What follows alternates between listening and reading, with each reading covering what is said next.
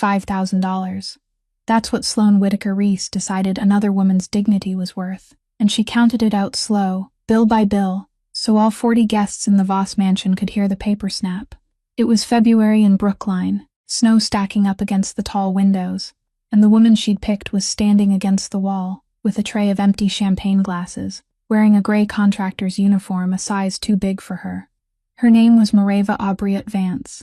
She was 27 years old, and nobody in that ballroom knew one true thing about her. They didn't know she'd been awake since 5 that morning, or that she'd taken this shift because it paid $400, and $400 was exactly what she was short. They didn't know about the thin scar running up her left calf, hidden under her work slacks, or that on the 3rd of every month, she wired $89 to a funeral home in Dorchester and hadn't missed once in nearly 3 years.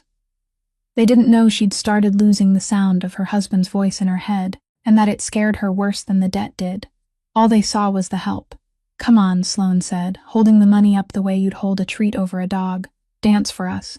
Unless you're too embarrassed." Phones went up. Somebody laughed. The nervous kind that means nobody's going to stop this. Mareva set the tray down on the side table, and then she did something nobody saw coming. She bent, unlaced her rubber-soled work shoes, and stepped onto the black marble barefoot. She pressed her sole against the stone twice, testing it, the way a person does when they've stood on a stage before. Then she said, "I'll dance, but put your money away. I'm not taking it." Sloane's smile flickered. Because here's the thing about the man who owned that house. Augustin Voss was 34, and in Boston people said his name the way you'd say a diagnosis. His mother had cleaned other people's floors until it killed her. He'd watched it happen when he was 12, and he'd built everything he had on the back of that memory. He wasn't supposed to be there. He was supposed to be in Antwerp. He wasn't supposed to walk through those front doors at the exact second the violin reached its last note. And when he did, snow still sitting on his shoulders, what he saw wasn't a woman he recognized. He'd never once seen her face in his life. What he recognized was something much smaller and much stranger, a single flick of a wrist he'd watched 4 times, 3 Octobers back, from the 3rd row. If you believe that how we treat the people who can do nothing for us is the whole measure of who we are, hit that like button. Share this with somebody who needs to hear it tonight. And subscribe so you don't miss a story like this one. Now let's go back to the beginning, to a small apartment in Roxbury at 3 in the morning, and meet the woman who was about to change everything in that room without ever raising her voice. The staircase in the Roxbury building had 19 steps, and Mareva, whom everyone here warmly called Mari, knew every single one of them, knew which ones creaked, which ones didn't, and exactly where to place her feet so she wouldn't wake anyone. She reached the 3rd floor a little before 3 o'clock in the morning, and she didn't go to her own apartment first. She walked to the door at the end of the hallway and knocked 3 times very softly, in the precise rhythm the 2 women had agreed upon long ago, without ever putting it into words. The door opened almost at once. Mrs. Nordqvist stood there in a thick gray sweater, her silver hair braided into a single plait that fell down her back, and she didn't ask a thing. She simply stepped aside to let Mari pass, and Mari entered a room so warm that the windows had fogged with condensation. Josiah lay asleep in the large armchair beside the fireplace, the blanket pulled up to his chin. He was still holding a pencil in one hand, his fingers loosely curled around it, as though he had drifted off in the middle of drawing a line and hadn't had time to let go. Ever since the accident that took Emery, the trauma had locked the boy's voice away, leaving him in a silent world where he only communicated through his drawings. Several sheets of paper rested on the table beside the chair, and on the top one was a bird with wings far too long for its body. Mrs. Nordqvist went into the kitchen and turned on the stove.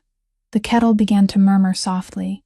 She poured tea into 2 ceramic cups with chipped rims, set one in front of Mari, then sat across from her without saying anything. That was what Mari was most grateful for in this woman. She didn't ask how the day had gone. She didn't ask whether Mari was tired. She didn't ask the kind of questions whose honest answers would force them both to pretend. She only pushed the cup of tea toward her and left it there. Mari took a sip and felt the heat travel down into her chest, and for those 30 seconds she wasn't anyone at all. She wasn't the woman who scrubbed floors. She wasn't the woman who was short on rent. She wasn't the woman who still owed money. She was simply a woman drinking tea at 3 o'clock in the morning in the kitchen of someone kind. Then she set the cup down, reached into her coat pocket, pulled out several bills folded into quarters, and pushed them across the table. Mrs. Nordquist looked down, then pressed Mari's hand back toward her, not forcefully, but with finality. Mari opened her mouth to say something about how Mrs. Nordquist had watched him all evening, something about how this wasn't right, something about how she couldn't keep accepting so much. But Mrs. Nordquist spoke first. "My girl," she said, her voice still carrying the unmistakable music of a place very far away and very cold. "I've lived in this apartment for 11 years. 11 years, and no one ever knocked on my door. Now someone knocks every night. Who do you think is helping whom?" She lifted her cup and drank, and that was the end of the conversation. Mari put the money back into her pocket. She lifted Josiah into her arms. The boy didn't wake. He only wrapped his arms around her neck by instinct and breathed steadily against her shoulder, and the pencil slipped from his hand and landed on the carpet with the faintest sound. Mrs. Nordquist bent down, picked it up, placed it back on the table beside the drawings, then opened the door for the two of them. Mari's apartment was 7 steps away. It was small. The wooden floor had warped in 3 places, and the living room window needed a folded piece of paper wedged into the frame before it would close properly. But there wasn't a single speck of dust inside. Not one. Mari cleaned other people's homes for 12 hours a day, and she still came home and cleaned her own. Not because anyone made her, but because it was the only thing left in the world that was still within her control. She laid Josiah down on the bed, pulled the blanket over him, and stood watching him for a moment in the darkness. Then she went into the living room, sat on the edge of the chair, and took off her shoes. Her work shoes had rubber soles. She placed them side by side, the heels perfectly aligned, just as she always did.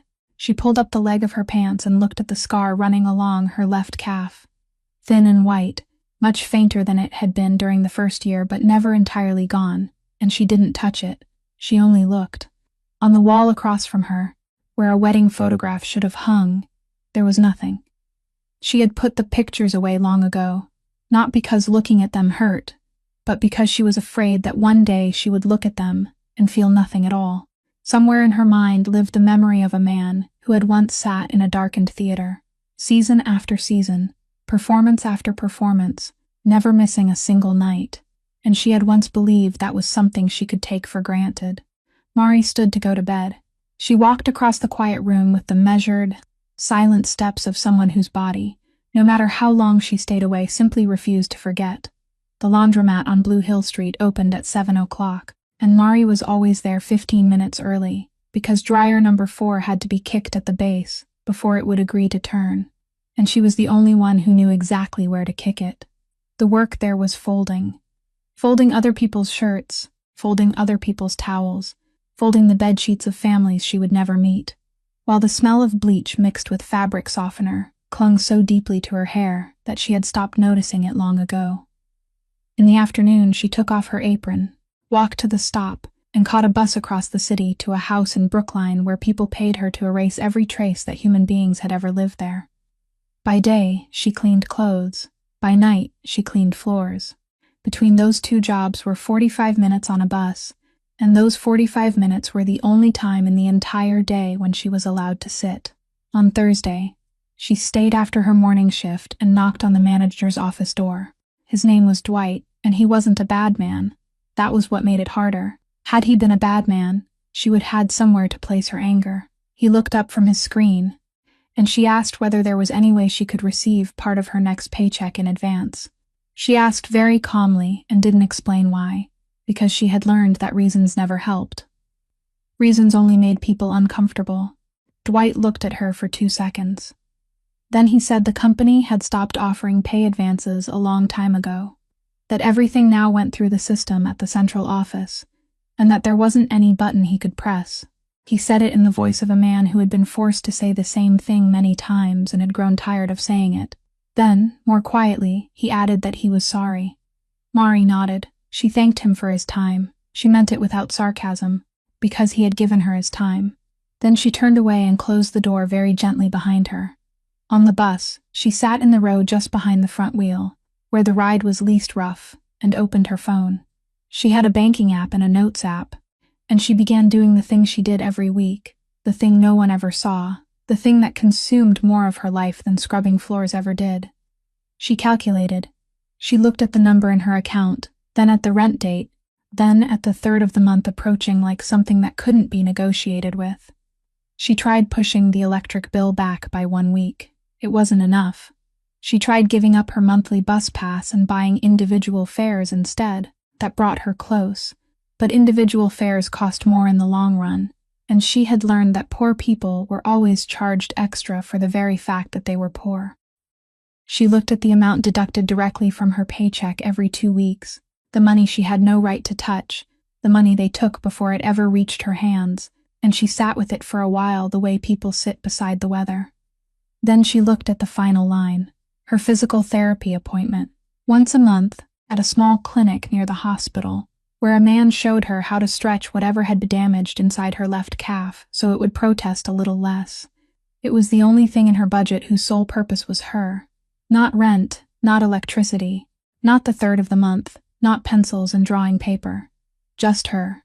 She had held on to it for 2 years, and many times she had nearly given it up, and each time she had told herself that if she gave up this, what would be left? The bus stopped at a red light on the avenue. Mari opened the clinic's app. She found next month's appointment. She tapped it. At the bottom was a gray button that said cancel appointment, and beneath it, in smaller letters, was a question asking whether she was sure. She pressed yes. The screen changed to a confirmation page and thanked her for giving advance notice. She closed the app.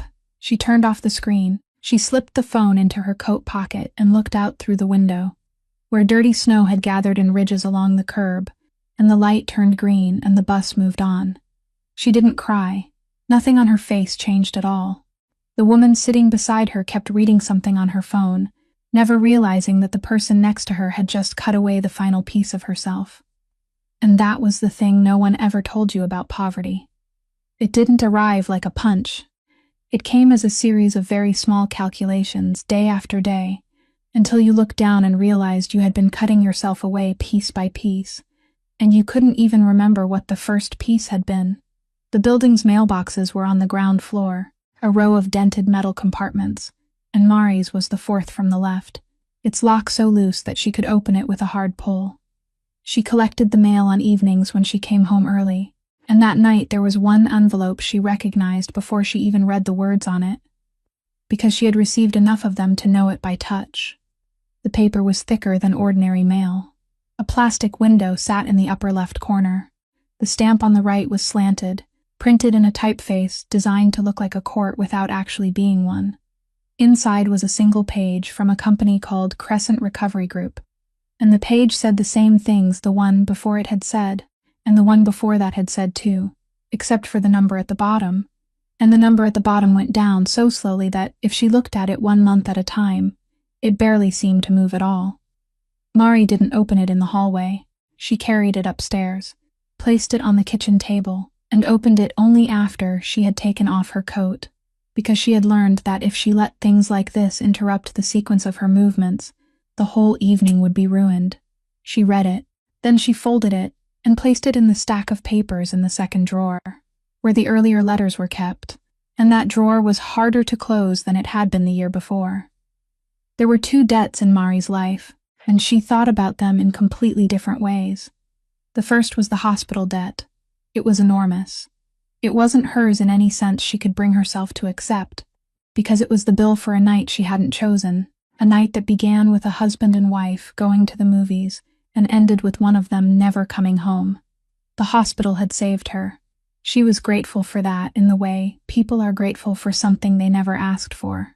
Then the hospital sold the debt, sold her along with it, sold her to a name printed on an envelope, and after that it was no longer a sum of money but a living creature, something with teeth, something that reached between her and her paycheck every 2 weeks, and took its share first, before the number ever touched her account, before she even had the chance to see it. She had no right to negotiate with it. She had no right to delay it. She had no right to tell it that Josiah needed drawing paper that month.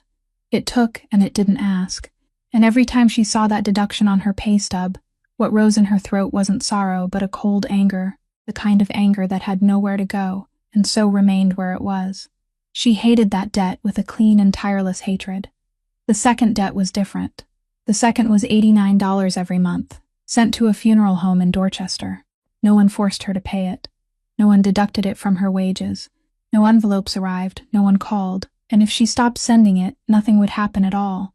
Not one thing. The world wouldn't move a single millimeter. They had allowed her to pay in installments, because she had nothing in her hands that week, and the man at the funeral home had sat across from her and said in a very gentle voice that many families did the same, that it was all right, and she had signed the paper without even reading it. Some people made payments on cars. Mari made payments on the wooden box where her husband lay, and on the 3rd of every month, no matter what was in her account, no matter what she had been forced to cut away that week, she opened her phone and sent $89, and she did it before she paid the electric bill. Because the first debt was something people took from her. The second was the only thing she was still allowed to give. She hated the first. She would die before abandoning the second. As for the car, no one had ever been named. The report said the driver was unidentified, that the vehicle had been abandoned several blocks from the scene, that the license plate didn't belong to it. The police called her exactly twice during the first year. After that, they stopped calling, and she understood that there were questions in this city that weren't allowed to have answers. She had stopped asking, not because she had forgiven anyone, but because when you keep knocking on a closed door, eventually you're the one who wears away. The only thing she had managed to keep of Emery was 3 voice messages.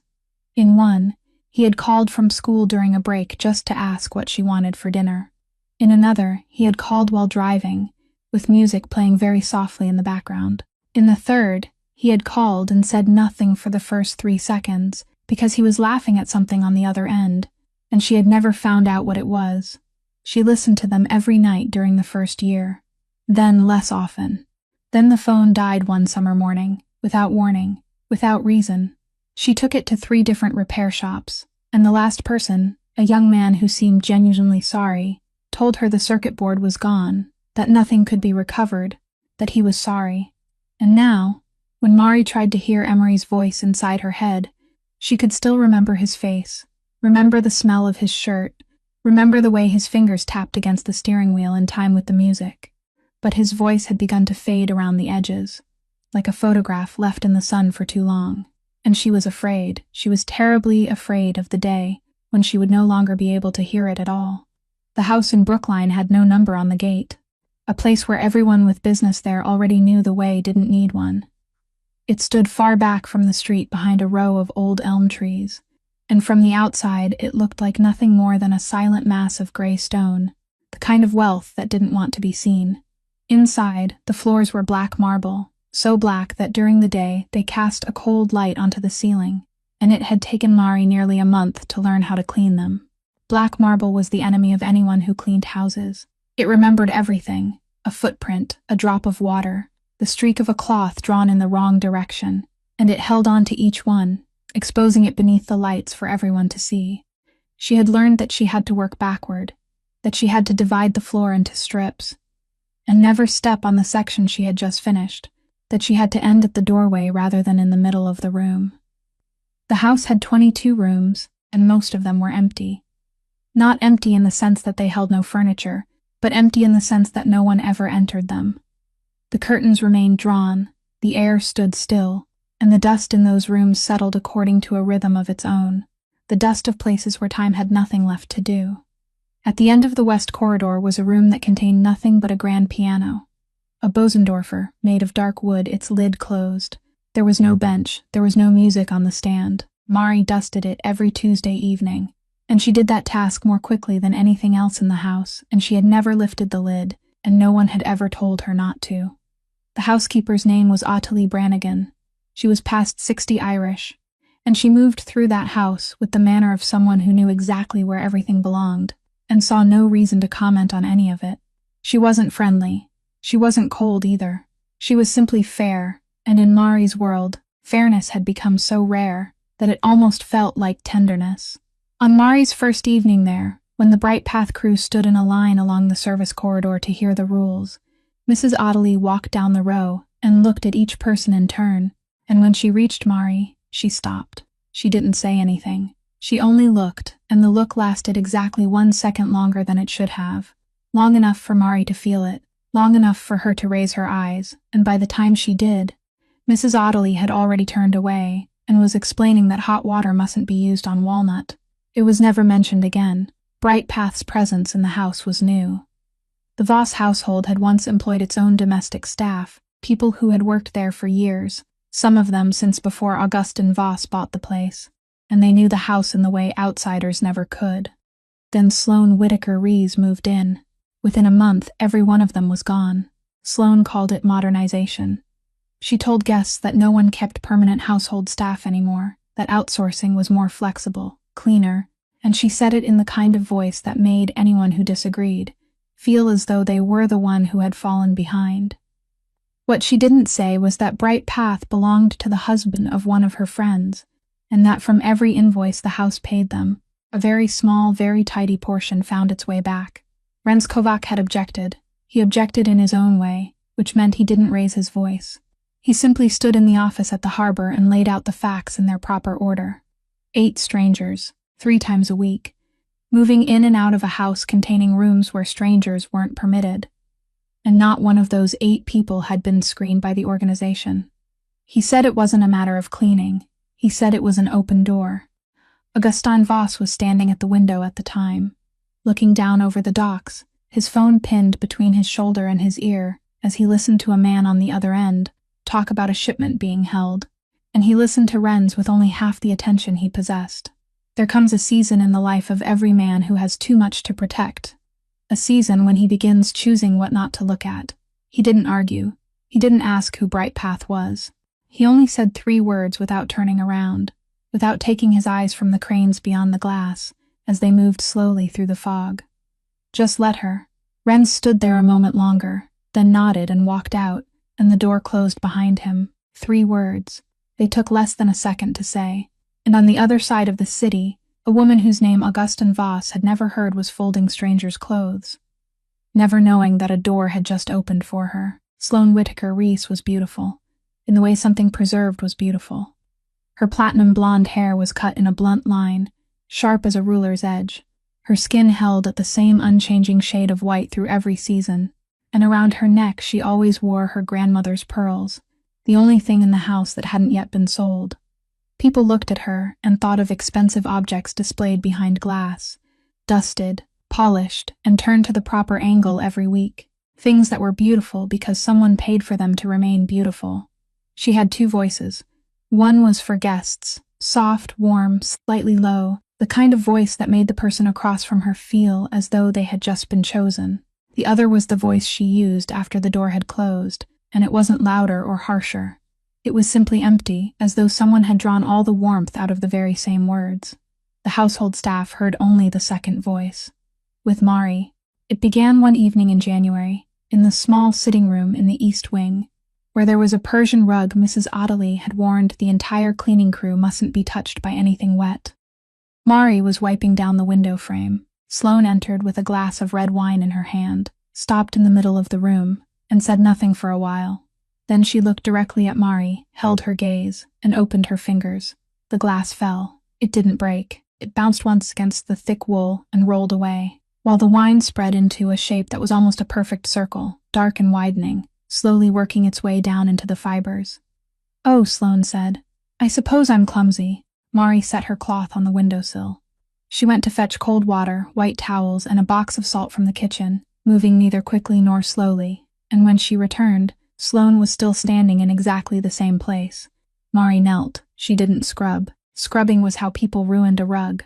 She blotted, pressed, lifted, blotted again, shifted to a clean section of cloth, then repeated the process and repeated it again. And each time the dark ring faded a little more. It took nearly half an hour. During that entire half hour, Sloane didn't go anywhere. She didn't sit down. She didn't take out her phone. She stood with her arms folded across her chest, looking down at the crown of the woman kneeling on her floor and waiting for something. She waited for a sigh, a tightening of the jaw, a sideways glance, anything at all. Mari gave her nothing. When she was finished, she gathered the stained towels, rose to her feet, said the area needed to dry naturally, and asked that no one step on it for the next few hours, then left the room. Sloane remained there alone with the rug almost clean, and for those 3 brief seconds, something appeared on her face that no one saw, something that looked very much like the confusion of a person who had reached out to strike and missed. Renskovich had been standing in the hallway doorway from the beginning. He had come to wait for a signature on a document from the harbor, and he had seen everything, from the moment Sloane's fingers opened to the moment Mari walked away. He didn't enter, he didn't speak. He belonged to an organization whose first rule was knowing one's place, and that woman was about to become his employer's wife, while the woman kneeling on the floor was nothing more than a name on the roster of a cleaning company. He stood there until the hallway was empty, then went out to his car. But he didn't forget. Some people forget everything, and some people forget nothing, and Renz belonged to the second kind, and what he placed in that quiet chamber of his mind would remain there for a very long time before it demanded repayment. What no one in that house knew, not Mrs. Ottilie, not Renz, not even the man who was about to marry her, was that Sloane Whitaker Reese was drowning. Her family trust, the name once spoken aloud in every boardroom in Boston, had been hollowed out years before.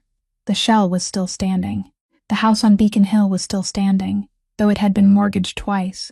The pearls were still there, but inside, nothing remained, and every morning she woke with the feeling of a person walking across ice and hearing a crack somewhere beneath her feet without being able to tell where it had come from. This marriage was her final life raft. Not a good marriage, not love, not anything at all except a life raft, and a person clinging to a life raft didn't look around for someone to love. That person looked around to see whether anyone else was floating higher. That was why she hated Mari, though she would never have been able to put it into words. It wasn't jealousy. It wasn't envy. It was because there was a woman kneeling on her floor who had nothing left to lose, and who still stood straighter than she did, and Sloane couldn't bear it. The room in Antwerp stood above a warehouse, and inside it there was nothing but a wooden table, 2 chairs, and a lamp hanging too low. Wendell Krajic sat on one side of the table with both hands resting open upon the wood, and Augustin Voss sat across from him, his coat still on. The 2 men said nothing for a long time. Wendell was the man who had carried Augustin around the backyard before he had learned to walk. Wendell had been one of the 4 men who carried his mother's coffin that February, and Augustin could still remember which corner he had stood at. And Wendell was the man who, during the previous autumn, had sat in an unmarked car in a supermarket parking lot and spoken with 2 federal agents for more than an hour.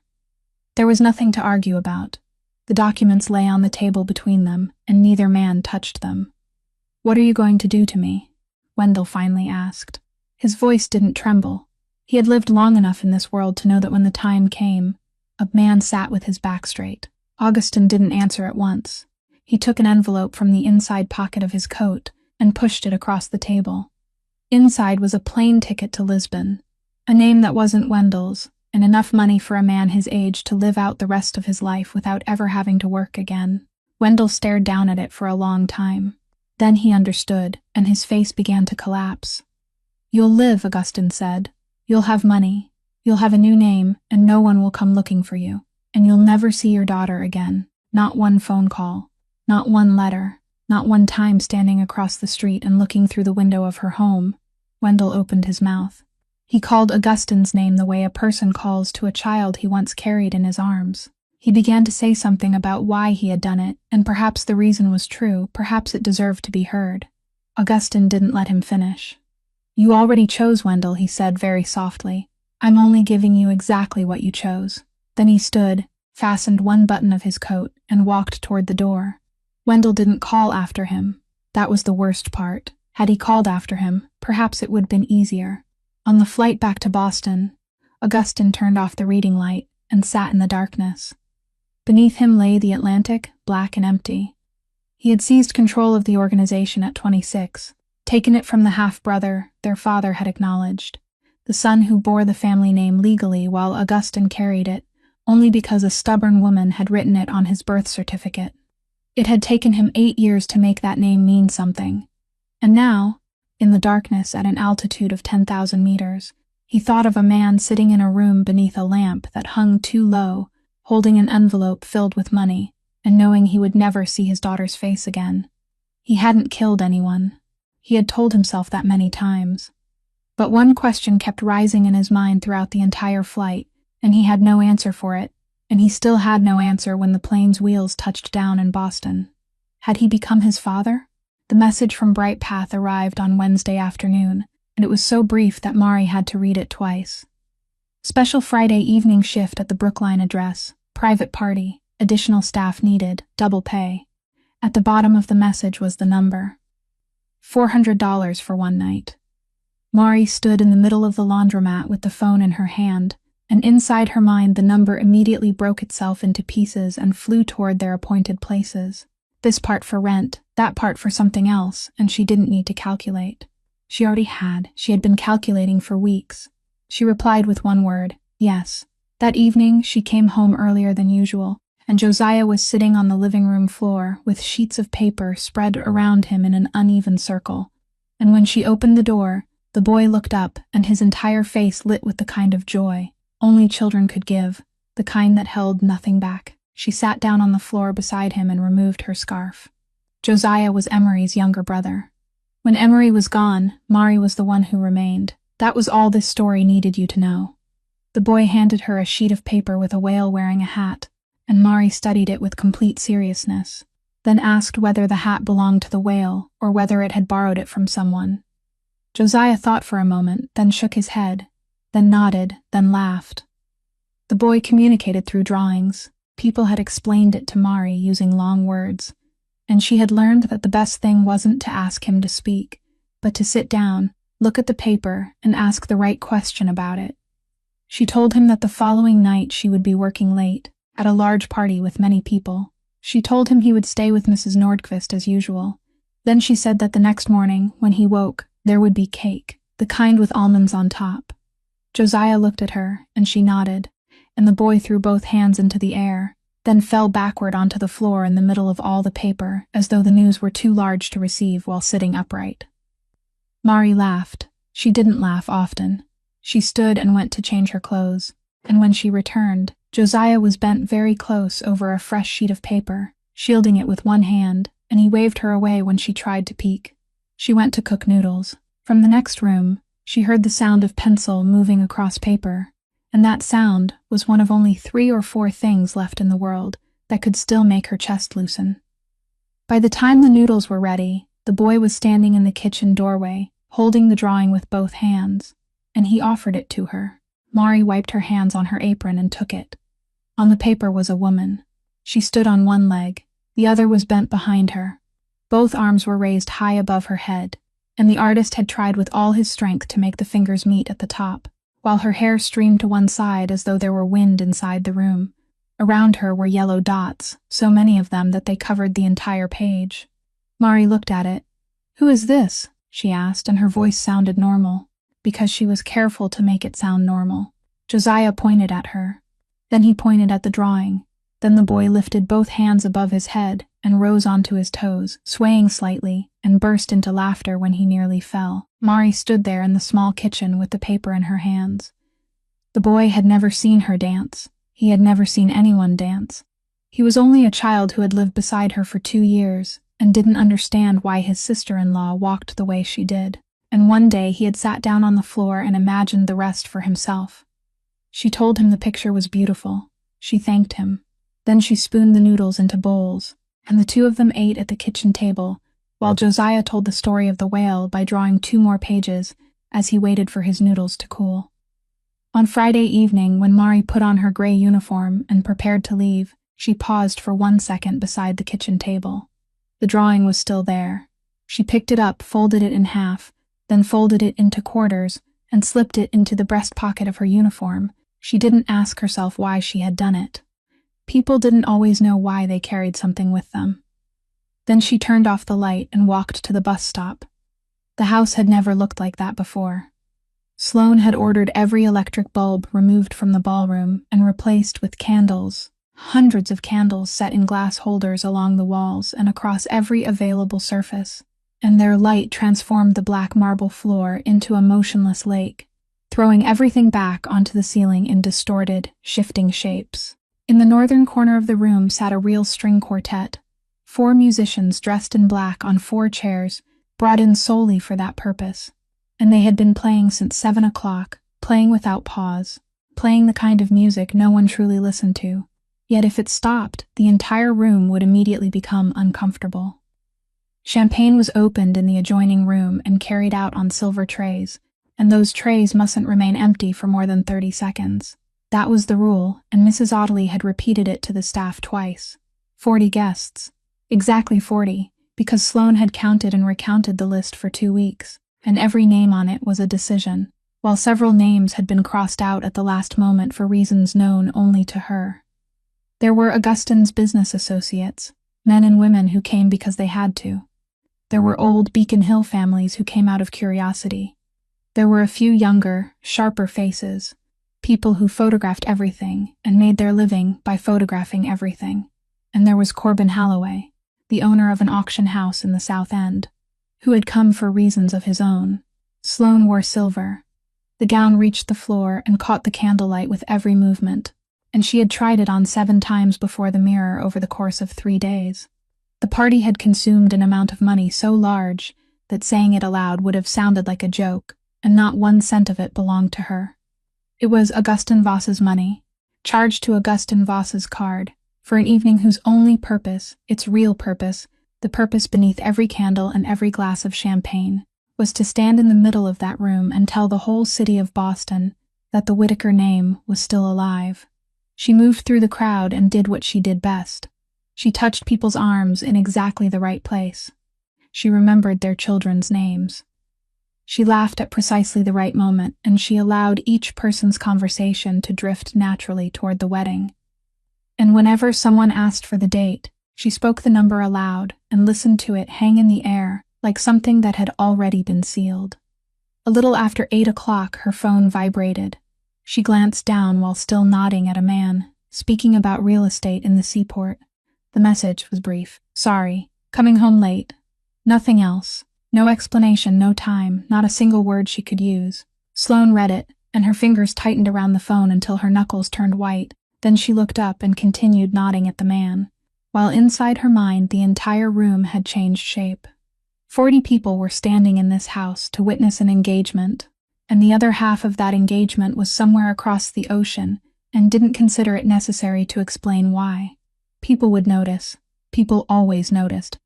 She turned away from the man and walked toward the champagne table, and on the way she passed 2 women standing beside a stone column, and one of them was speaking quietly, though not quietly enough. The Whittaker Trust could do that once, yes, but that was a long time ago. That was all. Their conversation had already moved on to something else before Sloane had passed the full length of it. No one looked at her. No one knew she had heard. But she had heard the tense of the verb, and that tense was a door closing. She reached the table and took a glass. Then she took another. Candles burned, the strings played, people laughed, and in the middle of it all stood a woman in a silver gown, holding herself perfectly straight and beginning to need something, right now, that very night. Something that would show every one of them that she still held power in this house. And her eyes began moving around the room. No one in that room knew what happened inside Mari's mind between the moment she heard the question and the moment she opened her mouth to answer. It lasted less than 4 seconds. In those 4 seconds, she thought about money. That was the first thing. Not dignity, not Emery, not Sloane. Money, her mind, the mind that had been trained for nearly 3 years to do one thing and one thing only, did it at once without asking permission. It took that number and began dividing it. How many appointments at the clinic for Josiah? How many weeks she wouldn't have to watch the 3rd of the month coming toward her like an oncoming car? How long she would be allowed to breathe? It finished the calculation before she could stop it, and when it was finished, she knew the answer, and the answer was yes, it was worth it. And that was the precise moment something inside her chest broke open. Not because the other woman had humiliated her in front of 40 people. Mari had been humiliated before. A person could live with that. A person could kneel to clean a stain of spilled wine, rise again, and still remain whole. What broke her was the discovery that Sloane had been right. That was exactly what the woman had just told the entire room, that there were people in this world who would do anything if someone simply held up enough money, and Mari had just proven it true inside her own mind, in 4 seconds. She had once been someone else. She had once stood beneath the lights, with 1,000 people seated in the darkness, and she had given them something no one could buy, and now that thing, the only part of her former self that remained, the thing she had hidden away and refused to touch for 3 years because it was too sacred to bring into the open, had just been assigned a price inside her mind, and she had found that price worth paying. No one had taken it from her. She had nearly sold it herself. That was the worst thing that had ever happened to her in that house, and it happened inside her own skull, and not one of those 40 people saw a thing. At the back of the crowd, Mrs. Ottilie Brannigan stepped forward, only one step. She had been standing at the entrance to the service room with her hands clasped in front of her apron, and she had heard everything, and that step belonged to a woman past 60 who was preparing to do something that would almost certainly cost her job. Sloane didn't turn her head. She only shifted her eyes, a glance that lasted less than half a second, and that glance crossed the room, touched Mrs. Ottilie, and told her one thing, that she knew exactly who she was in this house. Mrs. Ottilie stopped. Her hands tightened together against her apron until her knuckles turned white. She didn't step back. She didn't step forward either. She simply stood there, and there was something in her eyes that Sloane would have feared had she looked for longer than half a second. At the edge of the crowd, Corbin Holloway raised his phone. He didn't hold it high like the others. He kept it level with his chest, discreetly, with both hands, in the posture of a man who had done this before and knew which angle was best. He had begun recording before the music had even been chosen. Then, with his thumb and without taking his eyes from the screen, he typed a brief message and sent it. No one noticed. Everyone was looking toward the center of the room, and in the center of the room, the woman in the gray uniform, one size too large, had just made a decision, and she had made it not with the mind that had spent 3 years calculating, but with something deeper, something that had been sleeping for a very long time, and had just opened its eyes. If she danced for the money, the other woman won. If she walked away, the other woman won too. There was only one door left, and it was narrow, and it was costly, and Mari stepped through it. Sloane turned toward the quartet. She had already planned this, had planned it while Mari was setting down the tray, and what she wanted wasn't a cheerful piece of music. Cheerful music forgave people. Cheerful music moved quickly, and when something moved quickly enough, a person could hide inside it, could sway, could laugh off the awkwardness, could turn clumsiness into a joke and escape. She didn't want Mari to escape. She walked over to the first violinist, bent down, and spoke the name of a piece. The musician looked up at her for 1 second, the look of a man who understood exactly what he had just been asked to do. Then he nodded and turned to speak to the other 3. Slowly, Sloane said, loudly enough for the room to hear, as slowly as you can play it. So we can all see clearly. Mari heard the name, and she stood still for 3 seconds. No one understood those 3 seconds. From the outside, it looked only like a woman gathering her courage, and perhaps a few people in the crowd even felt pleased because they thought she was afraid. But what happened inside her was this. One autumn, a long time ago, in a small apartment that no longer belonged to her, there had been a man who sat at an old piano every evening and practiced that exact piece. He wasn't good. He taught music at a school, and he knew he wasn't good. And still he practiced night after night because he wanted to play it for her on her birthday, and he wanted to play it properly. She had heard it drifting through the kitchen wall while she washed dishes. She had heard it while she dozed in the chair. And always, there was one place in the middle where he stumbled. The same place. Every single time. He would curse under his breath and go back to the beginning of the measure, and she would call from the kitchen that it was that same place again, and he would shout back for her to be quiet, and they would both laugh. She had teased him about that place on the final night she still had him. He had never managed to play the piece all the way through. Mari opened her eyes. She looked toward the door, only once, very quickly, toward the 2 large closed doors at the far end of the room. Then she turned back. No one noticed. She stepped into the center. The marble was cold beneath the soles of her feet, so cold that it bit, and she stood still for 1 second to let her skin grow accustomed to it, because she knew that if it didn't, her first step would fail. Then she did something that 40 people saw, and not one of them understood. She pressed the sole of her foot into the stone, shifted it slightly outward, then pressed again. She was searching for the slick spot. Every floor had one, and a person had to know where it was before trusting it with the weight of her body. Behind her, the first violinist raised his instrument. There was a silence longer than necessary, the kind of silence made by four musicians waiting for one another. And within that silence Mari stood alone in the middle of the black floor beneath the candlelight, her arms resting at her sides. Then the first note came. It didn't arrive like a sound. It came like something being drawn out of the air, long, solitary, so thin that it seemed ready to break, and it fell into the room, and the room went completely still. Mari heard the first note, the second, the third, and on the fourth, her body began to remember without asking her permission. Her shoulders lowered. She didn't lower them. They lowered on their own, slipping free from the posture that 3 years of carrying trays and bending over floors had forced them into, and returning to the exact place someone had taught her to hold them when she was very young. Her chin lifted. Not high, just enough. Her spine lengthened from her pelvis to the crown of her head as though someone above her had taken hold of a thread and gently drawn it upward. And suddenly the gray uniform that was one size too large no longer hung from her body, but rested upon a form occupying space in an entirely different way. And her breathing changed. That was the thing only those who knew would recognize. Ordinary people breathed into their chests. Those who had been trained breathed lower, slowly, deeply, in perfect rhythm, and that rhythm didn't belong to the body but to the music. And Mari found it from the very first note, as though the past 3 years had been nothing more than a rest between two shoes. Her right arm left her side and opened outward. That was all that happened in the first measure, one arm traveling from one place to another, and it took nearly 4 seconds to complete the distance. There was nothing to laugh at, nothing at all. It was only an arm unfolding so slowly that people could see each joint yielding to the next, and when her fingers reached the end of their path, they didn't stop but continued to reach a little farther, into a space no one in that room had known existed, and it was that final fraction of an inch that killed the laughter. It didn't die all at once. That was the strangest part.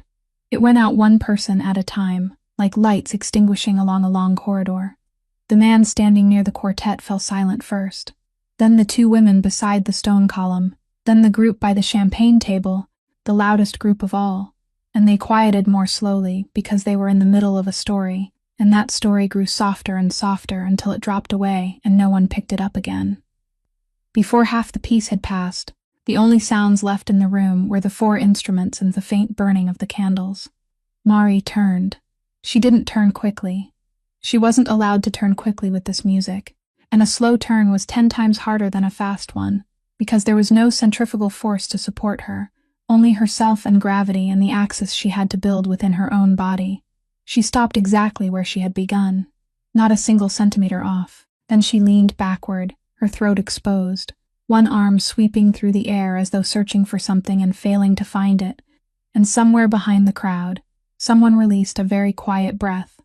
Sloane stood with her arms folded across her chest. She couldn't remember when she had folded them, and now, without any command from her mind, those arms slipped down to her sides. She looked around. It was the instinct of someone who had suddenly realized she was standing alone. She searched for a pair of eyes, any pair of eyes, someone who would look back at her and raise an eyebrow with her, curl the corner of a mouth with her, someone who would confirm that what was happening was ridiculous. There was no one, not one person. 40 heads were turned in the same direction, and not one of them was turned toward her. And in that moment, Sloane Whitaker Reese understood something it would take her years to put into words. She had built a stage. She had invited 40 people. She had cleared the center of the room, arranged the lighting, hired the musicians, and then she had handed all of it to the woman she had intended to destroy. In the corner of the room, near the entrance to the service area, Mrs. Audley Brannigan was crying. She made no sound. She stood as straight as she always did, her hands still clasped in front of her apron, while tears ran down both sides of her face and she didn't wipe them away. No one was looking at her. Had anyone looked, they would assume she was moved, because the dance was beautiful. And what none of those 40 people knew, what that magnificent room couldn't possibly imagine, was that Mari was in pain. Every time she placed her weight on her left leg, something traveled from her heel into her calf. And it wasn't a sharp pain, but the worse kind, the burning kind, the kind that told you it wouldn't stop and would still be there tomorrow. She hadn't danced an entire piece in 3 years. Her body remembered everything except how to endure it. But she didn't stop. There wasn't a cry, not a grimace, not a single lost beat. The only thing that betrayed her was one drop of sweat running down her temple in the middle of February, inside a room surrounded by winter. And at one point, only one, she closed her eyes for one beat longer than necessary. Then the music began to descend. Everyone knows when a piece of music is ending, even those who have never heard it before. Mari lifted her entire body one final time, her arms beginning to rise, and before her left wrist opened, it tilted slightly inward, only slightly. An angle so small that a person would have to slow the moment down to see it, and it wasn't correct. It had never been correct. It was the thing every teacher she had ever studied under had tried and failed to repair. And then that wrist opened, and the arm reached its full length, and that tiny flaw disappeared inside the perfection of everything else. The violin's final notes stretched outward, growing thinner and thinner. Mari lowered herself. Her knees bent, her body bowed, one hand touched the marble floor, and she stopped there. The note faded, and at that exact second, the two great doors at the far end of the room flew open. Augustin Voss stood in the doorway with snow still resting on the shoulders of his coat. He had traveled for 12 hours to return earlier than planned, and throughout the final stretch from the airport he had imagined this room in his mind. And nothing in that imagining resembled what lay before him now. 40 phones were raised. A woman in a silver gown stood at the edge of the room, with a stack of money still in her hand, her fingers having forgotten what they were holding. And at the foot of the wall on the right, placed neatly side by side with their heels perfectly aligned, was a pair of rubber-soled work shoes. He looked at those shoes longer than he looked at anything else in the room. Then he looked toward the center, where a woman was slowly rising from her final position, barefoot on the black marble, breathing hard, and he had never seen that face in his life. Not once. He was certain of it. But he had arrived in time to see the final 2 seconds of the piece. He had seen the left wrist tilt inward before opening, and something beneath his ribs slipped out of place. He had seen that tiny imperfection exactly 4 times in his life, during an October 3 years earlier, from the 3rd row on the left. He didn't remember the dancer's face. No one could, beneath the makeup and the wig and the stage lights. But he remembered that wrist, because he had sat in the darkness for 4 performances in a row and watched it, and because during those 4 performances he had cried, and he hadn't cried since he was 12 years old. He had tickets for every season at that theater, and no one knew. He bought them under a name that wasn't his own. He always purchased exactly 1 seat, always in the same place. And he sat there alone because that was where his mother would have sat had she still been alive. Because she had walked past that building her entire life and had never once stepped inside. No one in the organization knew. No one in Boston knew. Augustin entered the room. The sound of his shoes against the marble was the only sound left in all 22 rooms of the house. No one moved. He walked past Sloane without looking at her, not even once, and she stepped back half a pace as though something had touched her. He went to the wall on the right. He bent down and picked up the shoes. Then he carried them into the center of the room and placed them beside Mari's feet, neatly, with the heels aligned, exactly as they had been before. Then he straightened, removed the black wool coat still damp with snow, and draped it over her shoulders. He hadn't spoken a single word. All 40 people understood everything. Mari looked up at him. She was still breathing hard, and her hair had come loose from the knot at the back of her head, and she looked directly into his face in the candlelight, and something passed through her eyes. "I remember you," she said. Augustin stood still. "You sat beside my husband." He didn't understand. "What? You were on the left," she said. "My husband was sitting on your right." The room ceased to exist. He heard her continue, her voice very soft, meant only for the 2 of them. "I didn't recognize your face at first, Mr. Voss. Stage lights are too bright, and the theater was too dark. But just now, when you stood there in the doorway, the way you tilted your head, the way your fingers locked together in absolute silence, it was identical to the man who sat next to Emery for 4 nights in a row. You were the only one in that entire row who never applauded. You just sat there." She took a breath. "For 3 years I've believed you were his friend, and Augustin Voss, standing in the middle of the ballroom in his own house, understood. The final night of that season, the man seated on his right, a man in a sweater, unremarkable in every way, who had sat motionless through the entire performance, just as Augustin had, When the curtain fell and the lights came up, the man had turned toward him, a complete stranger, his eyes still red, and spoken a single sentence. Beautiful, wasn't it? Augustin hadn't answered. He had nodded, stood, walked out, and never thought about it again, except that he had thought about it many times over the past 3 years without understanding why. That sentence surfacing at strange moments while he never knew where it had come from. Now he knew. The man who had spoken those words to him was the husband of the woman standing before him now, barefoot, wearing the uniform of the cleaning company he paid, breathing hard beneath his coat. Augustin turned around. It was the first time all evening that he looked toward his fiancée, and Sloane had been given nearly a minute to prepare for this moment, and 1 minute wasn't enough. "Tell me," he said, "exactly what happened here." His voice was ordinary. That was what made the entire room turn cold. Sloane let out a small laugh, the kind of laugh she had used all her life to make things seem lighter. "Gus, come on. It was only a little fun. A small party game. You were late, so you didn't see the beginning. Everyone was taking part." She tipped her chin toward Mari. Besides, she agreed to it herself. Augustin said nothing for 3 seconds. "Agreed to it herself," he repeated. He spoke slowly, separating each word, like a man holding something in his mouth to discover what it tasted like. "You stood in front of 40 people in my house. You held up money. You called out a woman who was working, who was being paid to be here, and you asked her in front of all of them, and you call that agreeing freely. That isn't what happened. If she said no, the entire city would spend tonight telling the story of how the Voss house cleaner was afraid. If she said yes, you got what you wanted. You didn't offer her a choice, Sloane. You closed a door and told her to choose which wall she wanted." Sloane began to flush along her throat, just above the pearls. "Gus, she's a cleaner." The room heard those words.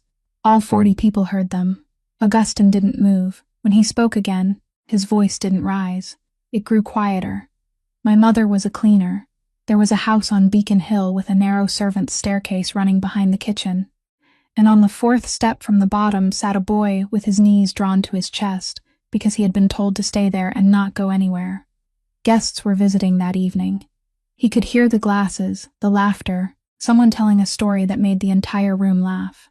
Then he heard glass break. Then he heard a woman's voice, not angry, only amused, saying, "Oh dear, someone call Rosalind up here." The boy had edged forward until he could see through the crack in the door. His mother was kneeling on the rug among all those shoes. She wiped at a stain of red wine with both hands, her head bowed low. While above her the story continued. No one paused. No one looked down. And someone laughed again at something else. She finished cleaning. She stood, and on her way out, when she had passed beyond the room's line of sight, but not beyond her son's, she coughed into a handkerchief, looked down at it for 1 second, then folded it quickly, slipped it into her apron pocket, and kept walking.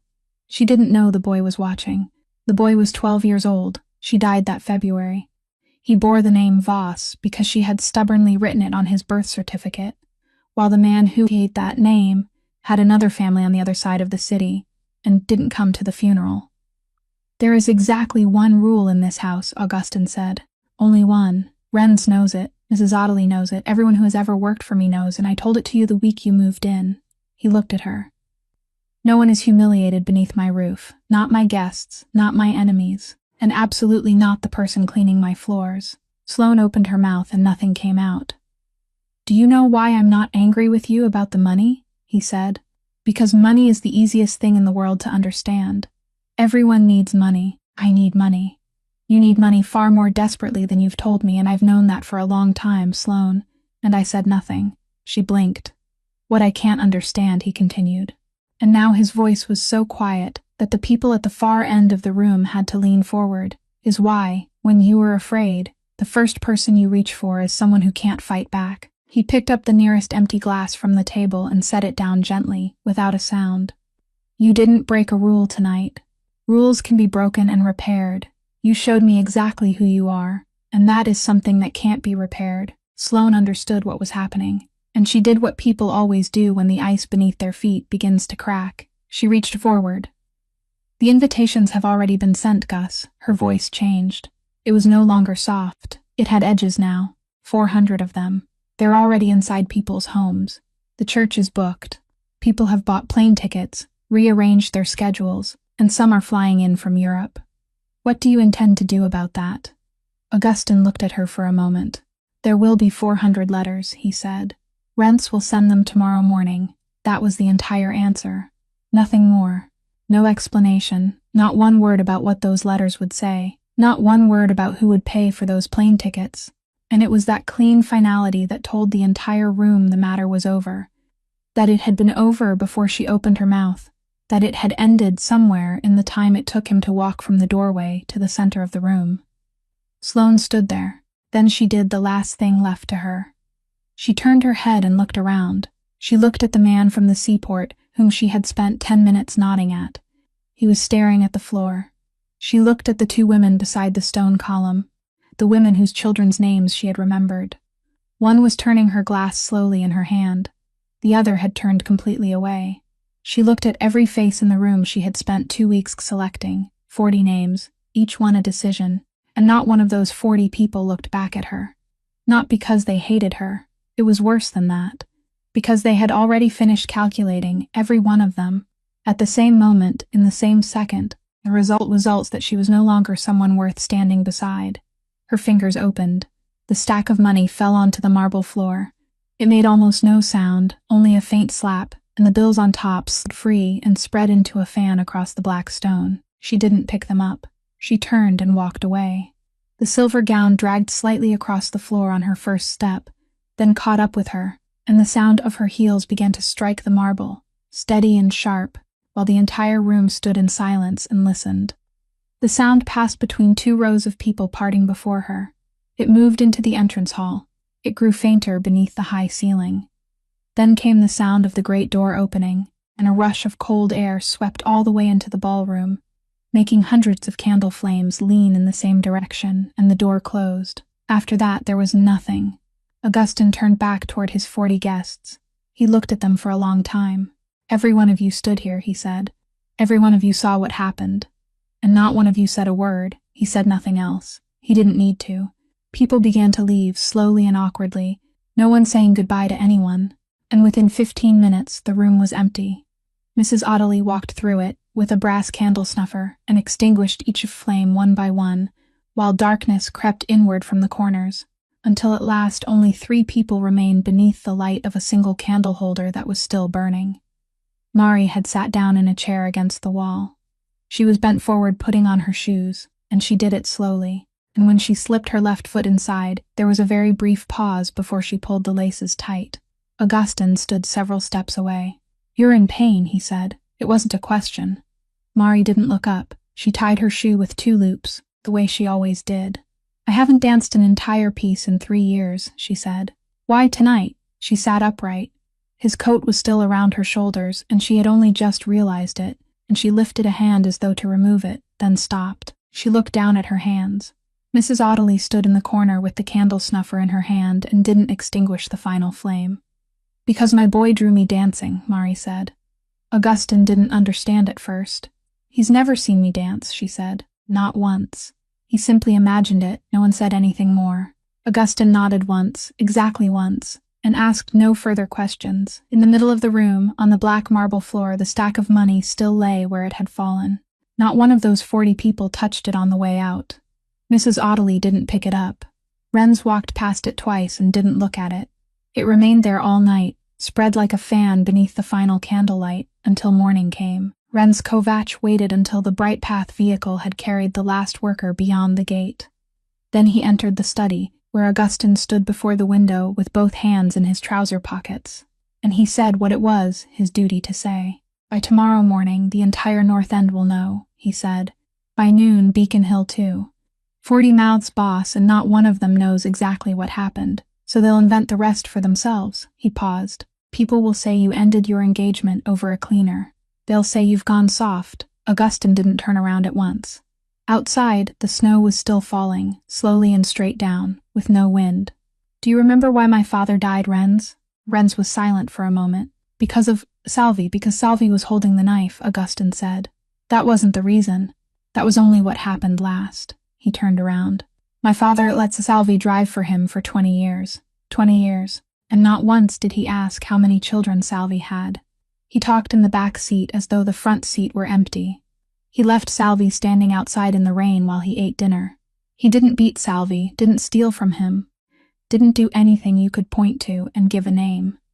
He simply decided that some people didn't need to be treated with respect. And he lived with that decision for 20 years.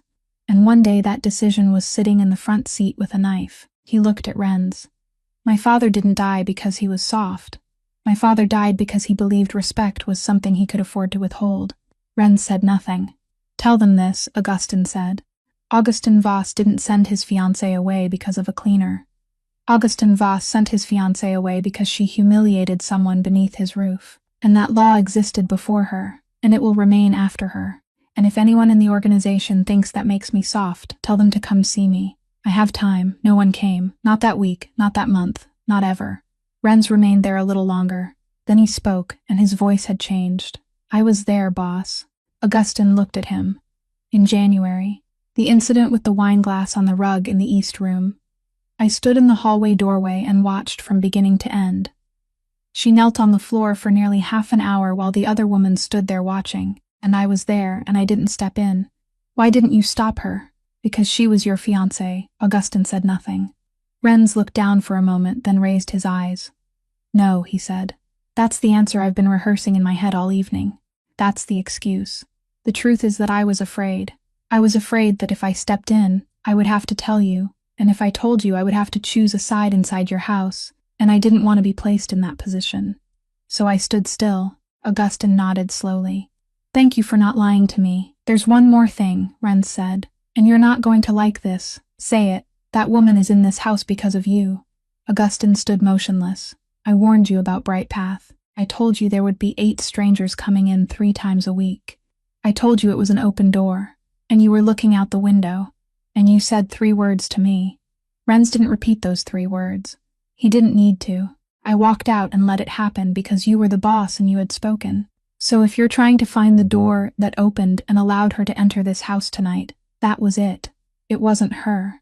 It was you. Augustine didn't answer. Renz nodded once and walked out, and the door closed behind him, just as it had closed in the harbor office that day. Augustine didn't sleep in Brookline that night. He took the car and drove into the city through the empty streets, then went to Mission Hill and parked outside a red brick building with an iron fire escape twisting across its front. He took out his wallet. In the back compartment, behind everything else, was an old key that had gone dull with age. He opened the entrance door, climbed to the 2nd floor, and unlocked the 2nd door on the left. There was nothing inside. He had bought the apartment the week he took control, and he had never renovated it, never rented it out, never brought a single object into it. There were only wooden floors, a bare ceiling bulb without a shade, and one chair facing the window. He sat in the chair and didn't turn on the light. The window looked down onto the street. There was a place on the floor, about 1 step from the window, that he knew very well. It was where his mother used to stand on the evenings when she waited. She never said whom she was waiting for. She only stood there with one hand holding the opposite elbow, looking down at the street, and that man never came, not that evening, not any evening. Augustin sat in the darkness for a very long time. He didn't pray. He didn't speak to the dead. He only sat there and looked through the window. And eventually he thought of a woman somewhere in this city. Somewhere that very night, sitting alone just as he was in a room, with no one else in it. Renz called at 7 o'clock in the morning, and he said nothing over the phone except that he needed 10 minutes.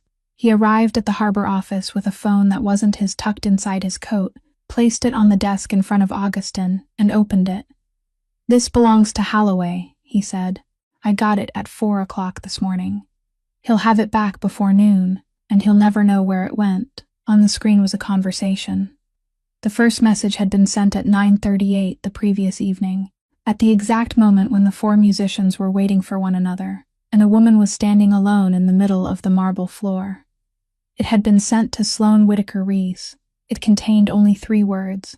I'm recording this. The second message had been sent 11 minutes later, after everything was over. Would you like to discuss my debt? Augustin read it twice. How much does he owe us? Not much by your standards, Renz said. A great deal by his. His auction house is sitting on 2 loans no bank was willing to approve. So he came to us 4 years ago, and since then he's paid in full but always late. He came to the harbor in November to ask for more time, Renz tapped the screen lightly. He didn't raise his phone because he thought it was funny, boss. He raised it because he saw a piece of evidence walking into the middle of the room all by itself. Your fiancé humiliating a member of your household staff in front of 40 people, with sound and pictures. He planned to sell it back to her. He planned to trade it for his debt, and now she has nothing left to offer him, Augustin said. Now he's sitting in his house with the most valuable thing he has ever held in his hands and no one to sell it to, and he's terrified because he knows you'll find out. Renz looked up. I can go take the device and erase every copy. Give me until noon. No. Renz stood still. Augustin wasn't looking at him. He was looking at the phone on the desk, and during the long silence that followed, he thought about something that hadn't appeared in any of Renz's calculations. The night before, a woman had stood on his floor and done something she hadn't done in 3 years, and she had paid for it with something he still didn't fully understand, and that moment had existed only once in the world. No one had recorded it properly. No one had been hired to record it. Of the 40 phones raised that evening, most had captured only a few seconds before their owners lowered them because they had forgotten what they were holding. Only one person had recorded from beginning to end, holding the phone with both hands at chest level, at exactly the right angle, and he had done it for the filthiest reason Augustin had ever heard. Boss. He recorded the entire piece, Augustin said. Didn't he? Renz hesitated, from the first note to the last. It includes the moment you entered. Cut me out. Renz didn't understand at first. Cut me out of it. Cut her out. Cut out the money. Cut out the part where she speaks. Cut out the laughter. Cut out every face in the room. Cut out everything that reveals where this happened, or whose house it was. Then what will be left, boss? Augustin looked up. She will, he said. That is the only thing in that recording worth preserving. Renz stood there for a moment, and inside his mind was a list of practical objections involving security, the law, and the organization. But he looked at his employer's face and didn't speak a single one of them. He nodded. Tell Holloway this, Augustin said. His debt is erased. All of it. Tomorrow morning he wakes up owing no one anything, and he can sleep peacefully for the rest of his life. In return, he gives us the original every copy, and he edits it exactly as I've instructed, and he never tells another living soul that a complete version ever existed. And the edited version? It belongs to him, Augustin said. He can do whatever he wants with it. Renz picked up the phone. At the door he stopped. You know he'll post it. I know. And you know she'll never know who edited it. Augustin turned back toward the window and looked down at the harbor, where the cranes were beginning to move through the fog of a new morning. Yes, he said. And that was why, several days later, the thing that appeared on the internet was only 2 minutes and 40 seconds long. There was no introduction, no explanatory title, no face except one. No money, no candles, no 40 guests, no man standing in a doorway with snow on his shoulders. There was only the sound of a violin and a barefoot woman on black stone, and no one who watched it knew that someone had carefully removed every trace of himself from what they were seeing. Mrs. Ottilie Brannigan waited until the afternoon. When the house had been put back in order, every half-burned candle had been removed from its holder, and the marble floor had returned to the exact appearance of a place where nothing had ever happened. Then she knocked on the study door, entered, and placed a sheet of paper folded into quarters on Augustin's desk. This fell from her pocket, she said, when she bent down to put on her shoes. I found it beneath the chair this morning. Augustin unfolded it. A woman stood on one leg, the other bent behind her, both arms raised high above her head, her fingers straining to meet at the top. Her hair streamed to one side. Around her were yellow dots, so many that they covered the entire page, and the artist had pressed the colored pencil so hard that the paper had worn thin in places. He sat with it for a very long time. How do you intend to return it to her, Master Augustin? Mrs. Ottilie asked. Her voice was ordinary, the same voice she used when speaking about walnut and hot water. You don't even know where she lives. He looked up. You do, no, she said. I know other things. She stood there with her hands clasped in front of her apron, as she always did. Do you remember the evening you took me to see her? Augustin didn't understand at first. Then he did. It had been 3 years earlier, one evening in October, and he had sat in the car outside her house for over 10 minutes before ringing the bell, because he hadn't known how to ask. She had worn her best coat. She had sat beside him in the darkness, and hadn't spoken a word throughout the entire performance. She was the only woman he had ever taken to the ballet in his life. The first performance, she said. You took me to the first one. You went alone to the next 3, Mrs. Audley. The first day she entered this house, she said, I stood in the service hallway and looked down the line of people from that company, and when I reached her, I recognized her. Not her face. I didn't remember her face. It was the way she stood. The way she stood when she wasn't thinking about standing. I had watched her stand that way for 3 hours in that theater, and 2 years later she was standing the same way in the hallway of your house with a bucket in her hand. The room was very quiet. I turned away, she said, and I said nothing. For 2 years, Augustin placed the drawing on the desk. Why didn't you tell me? Mrs. Audley looked at him, and there was something in that look very much like pity, not for him, but for the question. Because she didn't want anyone to know, she said. She wiped both hands slowly against her apron, though they were dry. Master Augustin, I've lived longer than you, and I've worked in houses like this since before you were born, and I'm going to tell you something you don't yet know. There is one thing poor people possess even less of than money. Money they can still earn a little at a time, week after week.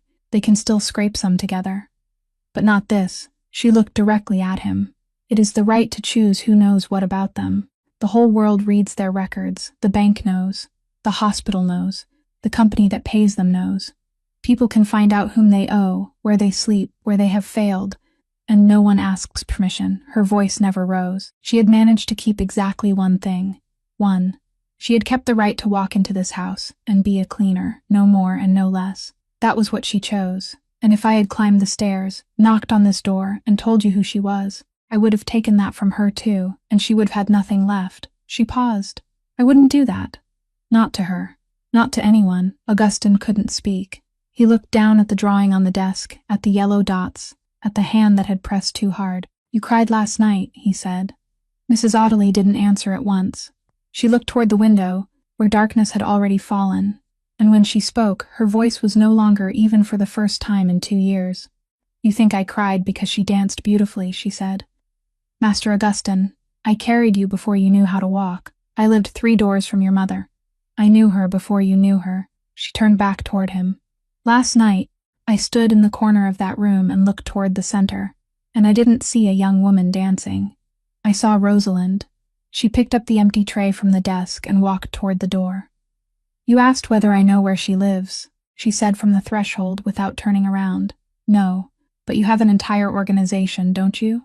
And she walked out. Augustin called Renz the following morning and said he needed an address. He didn't explain why, and Renz didn't ask. By noon, Renz returned with a thin folder and placed it on the desk, then said she lived on the 3rd floor in Roxbury and read out the name of the street.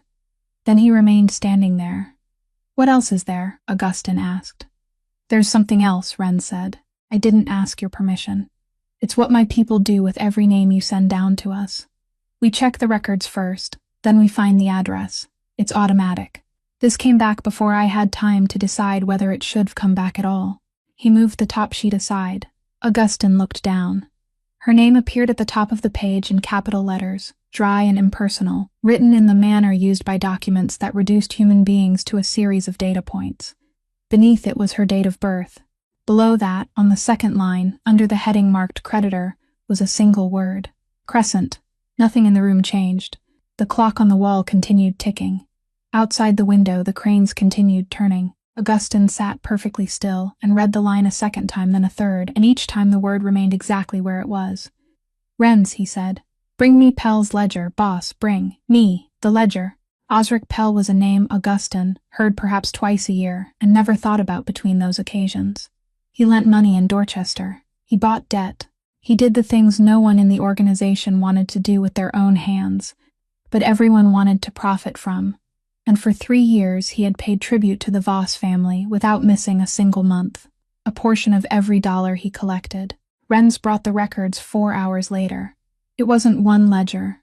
It was 3 hardbound volumes and a hard drive, and Augustin read for 7 minutes without speaking, while Renz stood near the door and didn't sit down. It was listed in the 3rd quarter of the year before last. 1 line, Crescent Recovery Group. Medical portfolio, purchased from the hospital system, 4,000 accounts, bulk price. Beside it was a signature, his signature. He remembered the day he signed it. He remembered because there had been 30 other things requiring his signature. and he had signed the entire stack at once, while standing in an airport with a phone pressed between his shoulder and his ear. 4,000 accounts. 4,000 people. 4,000 names he had never read, not because he hadn't wanted to, but because reading them had never, not for a single second in his life, occurred to him as something a person could do. He set the papers down. Outside, darkness had already fallen. 3 years, he said. Yes, boss, which means that every 2 weeks, someone takes part of her wages before the money ever reaches her hands. And part of that portion goes up to Pell, and part of that comes up to me. Renz didn't answer. There was nothing to answer. She knelt on my floor, Augustin said. He didn't speak loudly. She cleaned my marble 3 nights a week for 2 years to repay her hospital debt, whose money was flowing straight into my pocket through Crescent. She traveled 45 minutes by bus to work in my house, and part of the money she earned there was deducted from her paycheck money that traveled through Pell's collectors, came back here, and sat in the same safe as the money I paid the company that sent her to me. Ren said what anyone in his position would have said, and he said it because he believed it was true. You couldn't have known, boss. 4,000 names. No one reads 4,000 names. There isn't a bank in the world that reads 4,000 names. Augustin stared down at the page for a long time. That's right, he said. 4,000 names. And I placed one signature over every one of their lives without reading a single one. He looked up. You think that's my excuse, Renz? It's the charge against me. Renz stood motionless. My father let a man drive for him for 20 years without ever asking how many children he had, Augustin said. I sat here and signed my name across 4,000 lives in 3 seconds at an airport. Tell me, where is the difference? He rose and walked to the window. Call Pell, he said. Tonight, the order had 3 parts, and he spoke them very slowly so he wouldn't have to repeat himself. First, the account under that name was to be closed. Not reduced, not extended, closed. Second, Pell would send her a letter on Crescent letterhead, and that letter would say the debt had been paid through the hospital system's financial assistance program, and it wouldn't say by whom, and it would never say by whom, and if Osric Pell opened his mouth about this to any living creature, he would no longer have a business worth opening his mouth about. Third, 3 years of his tribute, Augustin said. Calculate the amount for me. Renz calculated it. He read the figure aloud. Augustin showed no reaction to the number. Transfer all of it to the Rosalind Foundation, he said. Today, before I leave this room, and Mareva Aubriet Vance never knew. The letter arrived on a Tuesday afternoon, printed on official Crescent letterhead in dry administrative language. And she read it 3 times, while standing in the hallway of the building before she understood what it was saying. The massive hospital debt that had strangled her finances for years was gone, completely cleared. She believed there must have been some program she had applied for long ago and forgotten, or some fund intended for cases like hers, and she stood leaning against the row of metal mailboxes and wept with gratitude toward a system that had never given her anything in her entire life. Now, the only weight left on her shoulders was the $89 she chose to send to Dorchester each month, a small, peaceful tribute she could finally pay without fear of starving. Augustin allowed her to believe that, because some gifts are only truly gifts when the person receiving them never knows who gave them. Saturday evening in the Roxbury kitchen brought instant noodles and the radio. The radio was an old battery-powered thing that sat on top of the refrigerator, and it picked up exactly 3 stations, and one of those stations was playing a piece that night with horns and a very clear beat. Mari was waiting for the water to boil.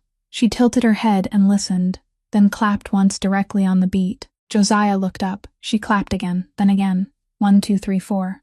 The boy looked at her hands, then at her face, and she nodded, and he clapped along. He missed the beat. Mari slowed down, clapped louder, counted aloud, 1, 2, 3, 4. And on the 3rd try, Josiah found it, and when he did, his eyes widened and he kept clapping, perfectly in time for 8 full beats, and Mari threw both hands into the air, as though their team had just scored. Then she took both of the boy's hands and pulled him up from his chair, and the 2 of them began dancing around the tiny kitchen table. And it wasn't really dancing. It was 2 people tripping over each other's feet in a space barely 3 steps wide, and Josiah laughed so hard that he had to stop to breathe, and the kettle began to whistle, and neither of them cared. It was a good Saturday night. There were nights like that, and they didn't require much. Then someone knocked on the door. Mari opened it with the wooden spoon still in her hand. The woman standing in the hallway was somewhere in her 40s, wearing a heavy coat and a plastic identification card on a cord around her neck, and she carried a document case in one hand. She said her name was Marguerite Oduya, and that she was from Child Protective Services, and Mari felt all the blood in her body drain into her feet. Mrs. Oduya saw it. She had seen it many times in her life, and she didn't allow it to last longer than a second. Ms. Aubriette Vance, she said from the threshold, before she even stepped inside, "I need you to hear this sentence before you hear anything else. The boy is fine. More than fine. I met with Mrs. Nordquist this afternoon. I reviewed his school records, and I've read everything in his file." She looked directly into Mari's eyes. "I'm not here because of the boy. I'm here because of you." Josiah poked his head out from the kitchen. Mrs. Oduya waved to him, and the boy waved back, then returned to his drawings. They sat at the kitchen table. Mrs. Oduya opened her case and spoke in the voice of someone who had done this work for a long time, and had learned that the kindest way was to be direct. "A letter was sent to our office. Anonymously." She placed one hand on the folder. "There is only one thing in it worth discussing, and I checked it, and it's true. Your guardianship paperwork is overdue for conversion. That is the entire issue, Ms. Aubriette Vance. There is no other problem. You signed temporary papers and never filed the remaining documents, and the deadline passed quite some time ago." Mari sat still. She remembered that paper. She remembered it lying in the second drawer beneath the other letters, and she remembered thinking next week, then next month, then when work became less demanding. "I'll help you complete it," Mrs. Oduya said. "It will take 3 appointments, and I have the forms in my car." Then she did something she wasn't required to do. She closed the folder. "But there is something I want to tell you," she said, "and whether you want to hear it is your choice." The letter was anonymous, but it wasn't written by some neighbor. Whoever wrote it knew which shifts you worked. Whoever wrote it knew what percentage of your wages was being deducted. She looked at Mari. There are only 2 places in the world that could know both of those things at the same time. One is your bank, silence. The other is whoever pays your wages. Mari said nothing for a long while. Outside the window, a car passed along the street. "Would you like me to find out who it was?" Mrs. Oduya asked. "I can, not quickly, but I can." Mari shook her head very slowly. "No," she said.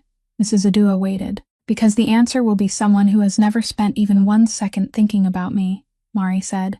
"People don't hate me. They simply need something, and I happen to be standing in their way." She looked down at the tabletop. "I can endure being hated, Mom. At least when someone hates you, they have to remember your name. I can't endure being nothing more than a name standing in someone's path." Mrs. Oduya closed her case. She had intended to stand. Then she didn't.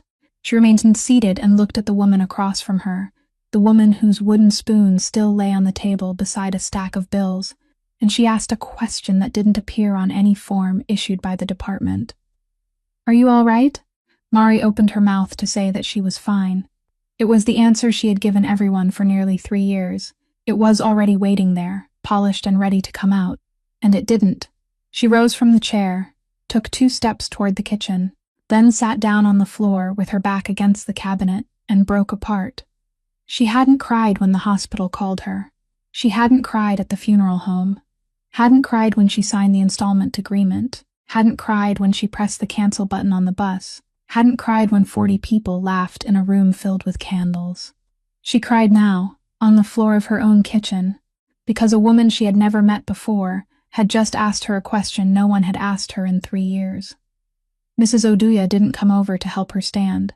She simply remained seated at the table and allowed it to happen, because she knew that sometimes helping someone to their feet was the worst thing a person could do. In the next room, Josiah was still drawing and the radio was still playing.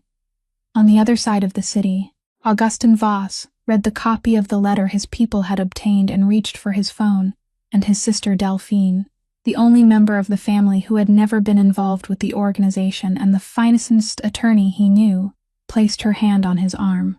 "The moment you touch that case," she said, "you prove her right. You'll prove that the boy is only safe when a man with a name like yours intervenes." That is exactly what she wants. So he didn't call the department. He called Sloan. The call lasted 40 seconds. "I'm going to say this once," he said. "You can't frighten me anymore, Gus. I'm not threatening you. I'm explaining." He was silent for 3 seconds. You're waiting for me to destroy you. I'm not going to. I won't call your creditors. I won't say a word in Beacon Hill.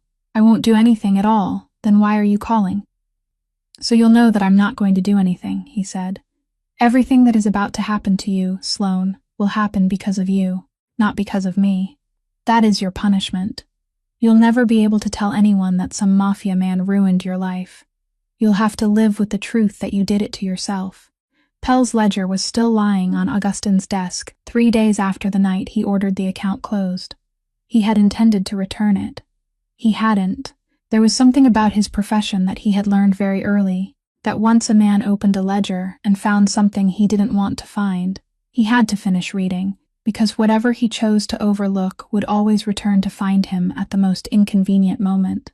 So he finished reading. He worked backward through it, month by month, and he read slowly because this time he read every line. He found it one evening under miscellaneous expenses, in the year when everything in the organization still bore another man's signature. One line: compensation, traffic incident, a date, the name of a district, and a name, Bertram Lask. Augustine knew the area. Everyone in Boston knew the road that ran along the river, and he knew the month, and he had known both of those things since the night a woman sat in a chair in his ballroom and told him that her husband had been seated on his right. He opened the hard drive and searched for the name. It was there. Bertram Lask had driven for one of the organization's freight routes, a small, insignificant route, the kind no one watched closely. He had been carrying a shipment that evening, and he had been drinking, and he had run a red light on the road along the river, and afterward he hadn't stopped. He abandoned the vehicle several blocks from the scene and walked away. The license plate on the vehicle didn't belong to it. Then he called his people, and his people called upward, and above them sat a man at the very desk where Augustine was sitting now, and that man made the calculation the organization had been making for 60 years. If a driver was arrested, the police would ask what he had been carrying. If a driver disappeared, no one would ask anything at all. So Lask was taken away, the records were cleaned, a payment was made, and that payment appeared in the ledger under miscellaneous expenses with the words traffic incident. It happened 3 months before Augustin Voss took control. He hadn't given the order. He hadn't signed anything. He hadn't been inside this building when it happened. He hadn't known that a man named Bertram Lask existed anywhere in the world until that night. He sat with the page for a very long time. Not because he was guilty. He had considered that question and turned it in every possible direction, and there was no direction in which he was guilty, not in any sense that a court, a priest, or Augustine himself could name. What kept him sitting there was something else. He had seized the organization to avenge his mother. That was the only reason he had ever had.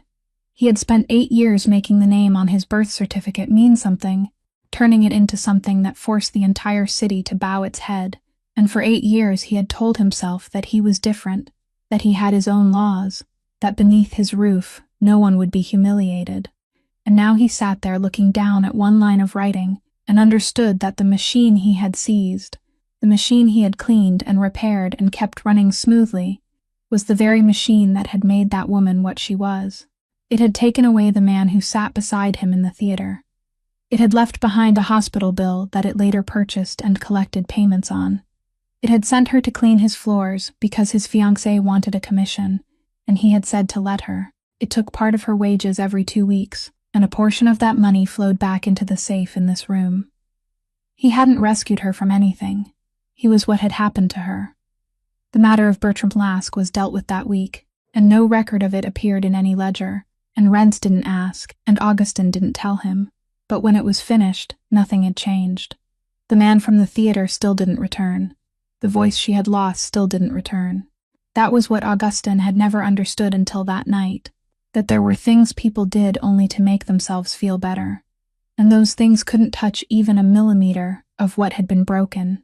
He never told Mari.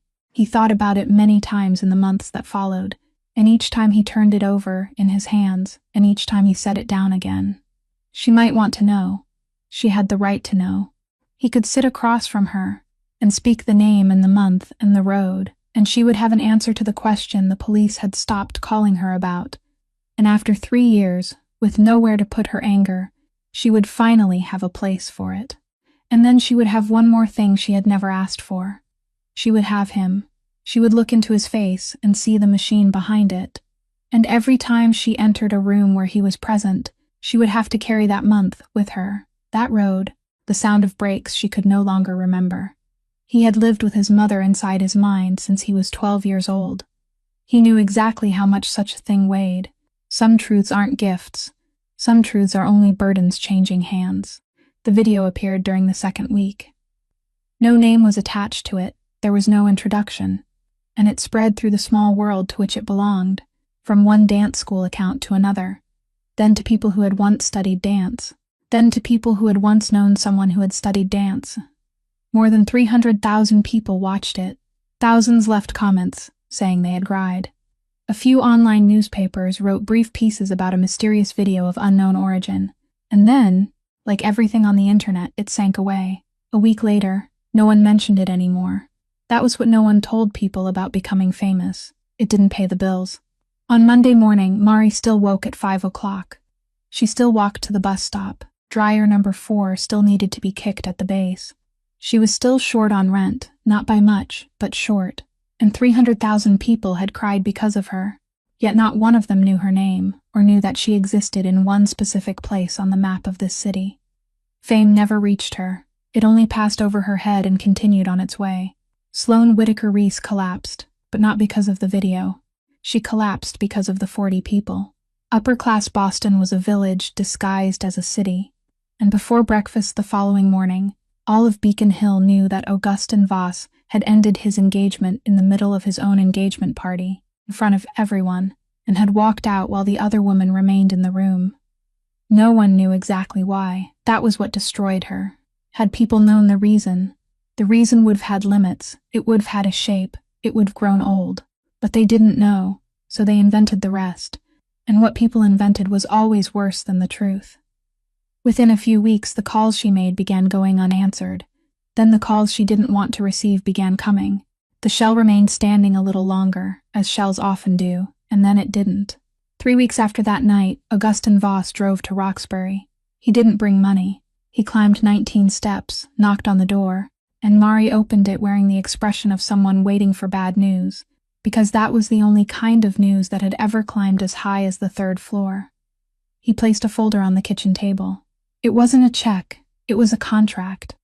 The ballet school south of the city had a scholarship program for children in the foster care system, and the program had been without a director for 2 years because the work was demanding. The pay was low, and no one in the profession wanted the position. "You'll have to do the job well," he said, "or they'll fire you, and I won't interfere." Not once, Mari looked down at the papers for a long time. "Why me?" "Because you were the child who received that scholarship," he said. "I had someone check the list from that year.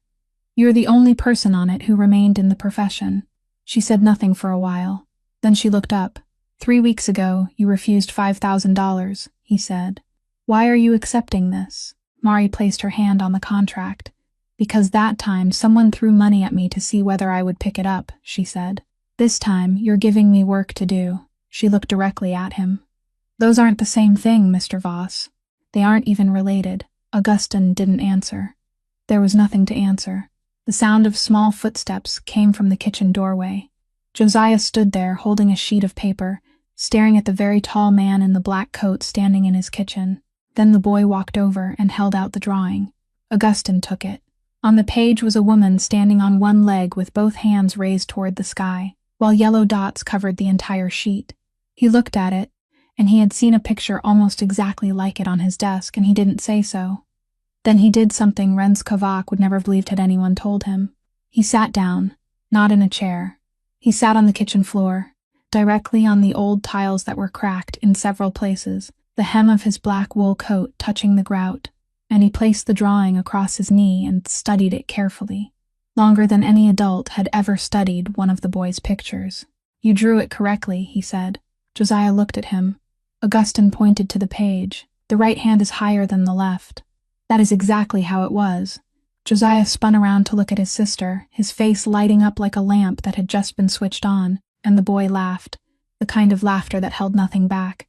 And by the sink, Mari turned her face away and raised one hand to cover her mouth. 1 year later, on an April evening, The theater south of the city was lit for a performance with no famous names on the poster. 14 children stood behind the curtain, the youngest 7 years old, the oldest 15, all of them from the foster care system, all of them having practiced for 8 months in a basement studio without mirrors until Mari managed to get them some. She stood in the left wing with a clipboard in her hand, and she didn't dance. She would never dance again. The doctor had spoken plainly to her the previous autumn, without softening the truth, telling her that the damage in her left calf wasn't going to improve, that it would continue in the only direction it knew, and that a day would come, perhaps far away, perhaps not very far at all, when she would no longer be able to stand. She had sat in that clinic and listened to every word, then signed the paper confirming that she had been informed. She continued teaching. Every day she could still stand was a day stolen back from time, and she had decided she would keep stealing until the final second. The letter from Crescent had arrived long ago, and she still kept it in the second drawer, on top of the stack rather than buried beneath it, and she still believed that some hospital program had found her file. No one ever told her otherwise. She never recovered those 3 recordings. 3 repair shops had said no, and there was no 4th, and that voice had disappeared in the way things that are truly lost disappear. Some things, once lost, are lost forever. This story doesn't promise you that everything will return. It promises only that you can continue living. Josiah sat in the 3rd row. He was 7 years old now, and he had attended therapy regularly for an entire year, slowly healing from the grief that had silenced him. He still spoke very little, and no one at home considered that a problem. He had brought a sheet of paper and a pencil, as he always did. Halfway through the performance, when the 14 children went backstage to change costumes, and Mari stepped to the edge of the stage to retie the youngest child's shoelace, the boy rose from his seat. He held up his paper, and then he spoke, clearly, loudly enough for the entire row to hear, breaking his years of silence with the first complete sentence since his brother passed. "Mari, it's my turn." Mari straightened. She didn't turn around at once. She stood there at the edge of the stage with a shoelace in her hand, and something inside her chest had opened and could no longer close.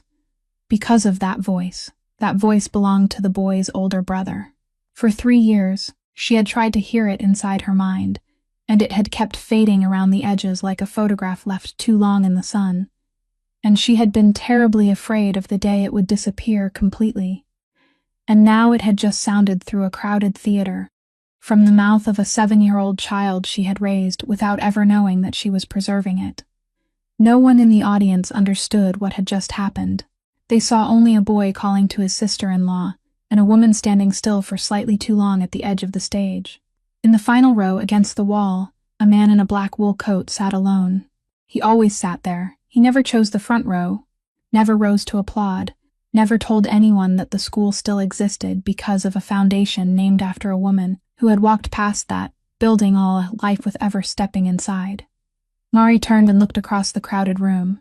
He nodded once. She nodded back. That was all.